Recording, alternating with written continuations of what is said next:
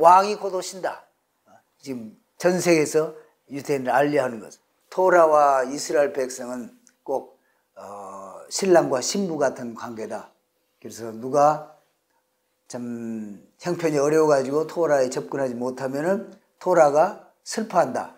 그러니까 그것을 보고 돕지 않은 자는 그것은 잘못이다. 재산을 정당하게 바르게 모아서 부자가 됐을지라도 그걸 남에게 보여줄 때는 일부만 조금만 보여주지 다 드러내가지고 이렇게 보여주고 그러지 말아라. 하나님도 여기서 겸손한 자세를 이게 보이시는 것이다. 레위인은 철저하게 하나님 앞에서 행한다는 거예요. 하나님 주신 그 임무를 행할 때는 부모나 형제가 아니라 자녀나 다 거기서 배제하고 딱 하나님이 시키신 일을 그냥 행하는 33장 모세의 축복.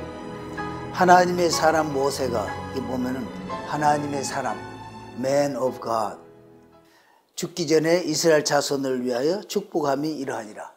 여기서 모세가 지금 축복을 하는데 그 축복은 실제로는 축복하고 예언하고 같이 들어 있습니다.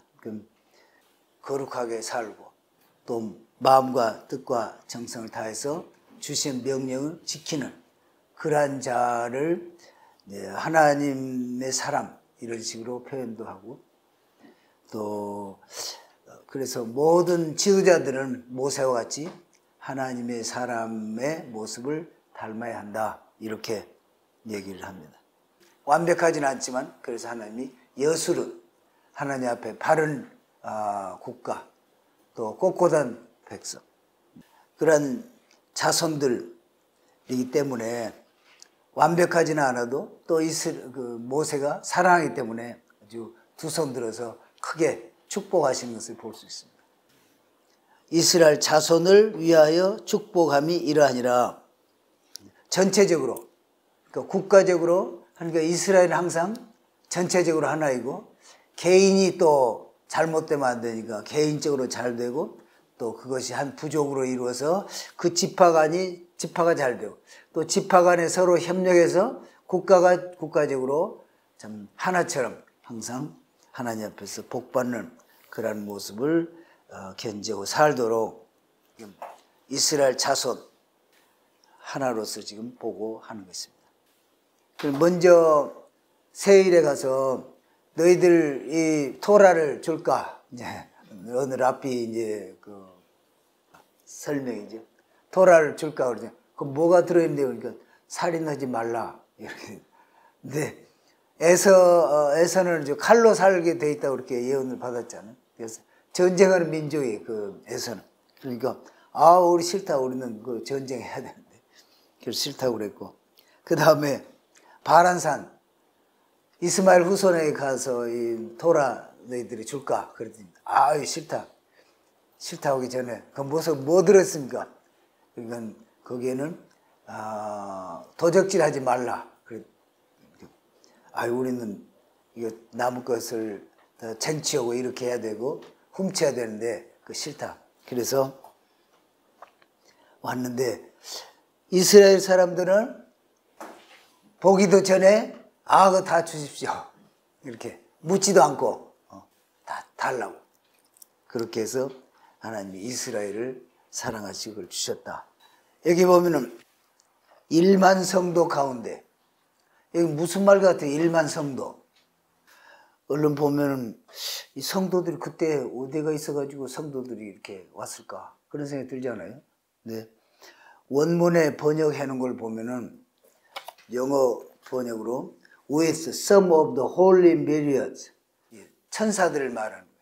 거룩한 천사 같은 하나님을 수정하는 자들. 그래서 with some 몇 천사만 이렇게 데리고 나타나셨다.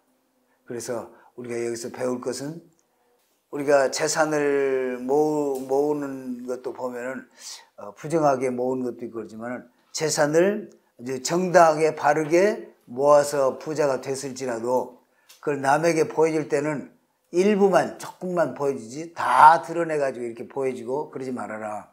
하나님도 여기서 겸손한 자세를 이게 보이시는 것이다.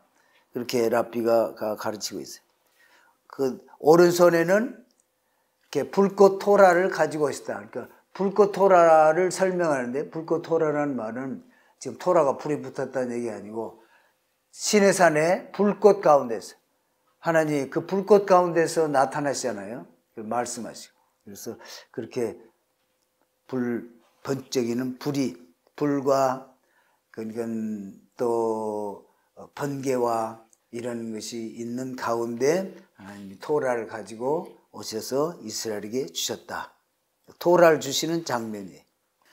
4절에 보면 모세가 우리에게 율법을 명령하였으니 곧 야곱의 총회의 기업이로다. 여기서 율법을 명령하였다. 그런데 율법이 여기서 뭐 같습니까? 원문에 토라로 되어 있고 또 영어로 번역하는데 토라 이렇게 했어요.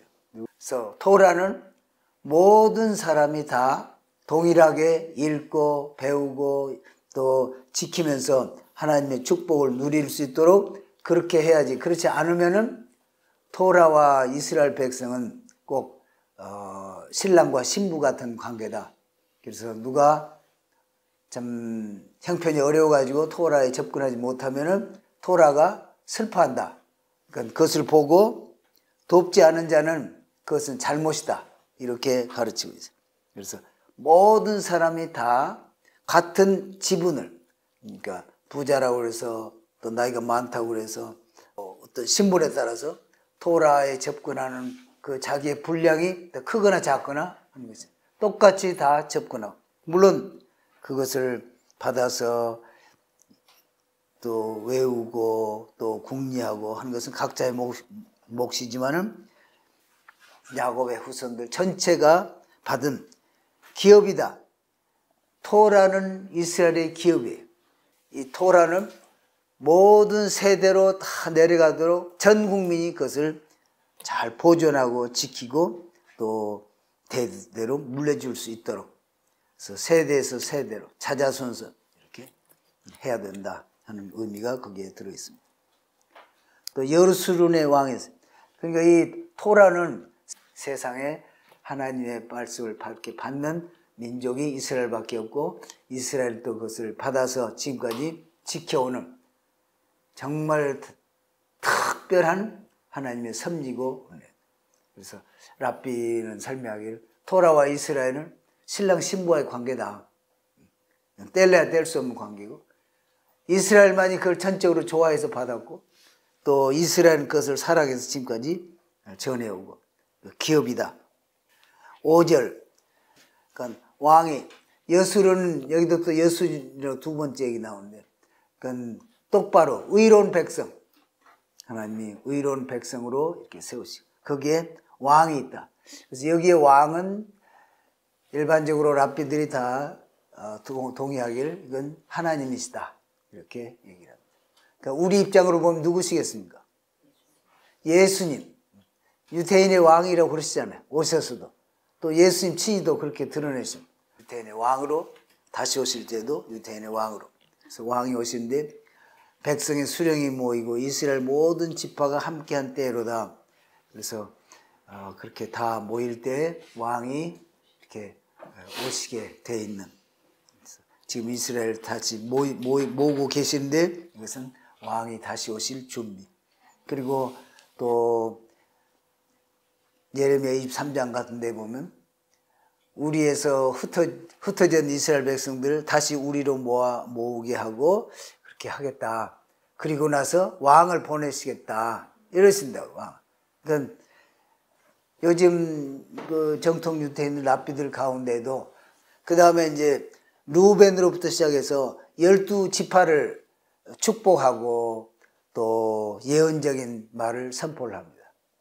12지파가 하나님이 이제 레위 지파도 축복을 하셨어요. 왜냐하면 레위 지파는 중요하잖아요. 레위 지파가 잘 받고 또 축복을 받아서 잘 돼야, 지도자가 잘 돼야 그 지금 토라를 가르치고 또 섬기고 또 재판도 하고 해야 되는 그런 직무가 있는데 레위 지파가 그래서 레위 지파를 축복할 필요가 있어 레위 지파를 넣고 그 대신 시므온을 빼신 것이다. 시므온은 숫자도 제일 적어요. 왜 숫자가 적다 그랬죠?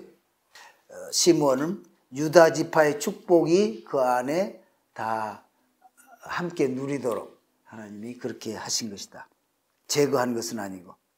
그래서 루벤부터 시작해서 12지파를 했는데, 루벤은 뭐라고 축복하느냐? 죽지 아니하고 살기를 원한다.